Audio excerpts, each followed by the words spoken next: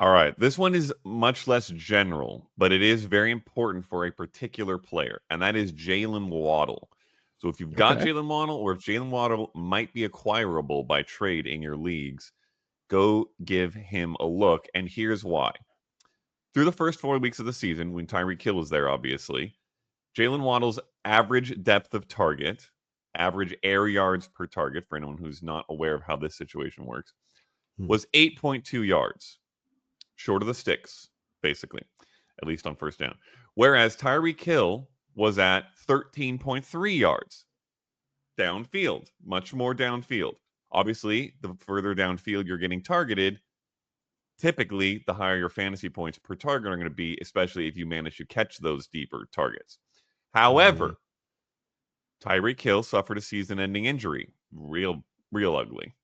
Will definitely not be back this year, may not be back to the NFL ever. We'll see. In the Yikes. 2 weeks, yeah, in the 2 weeks since Hill has been gone, Waddle's A dot has gone up to 14.1. That is not Yikes. only higher than Tyreek Hill's number was, and it is almost double what his number was before Hill went out. It is extremely deep.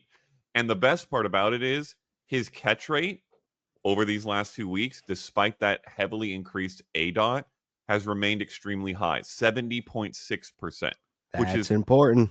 that's high for a low A dot guy. So if you're catching 70.6% of your passes and you're getting targeted that deep downfield, you are going to produce for fantasy. And we've seen it over these 2 weeks, 110 yards, 95 yards in those two games.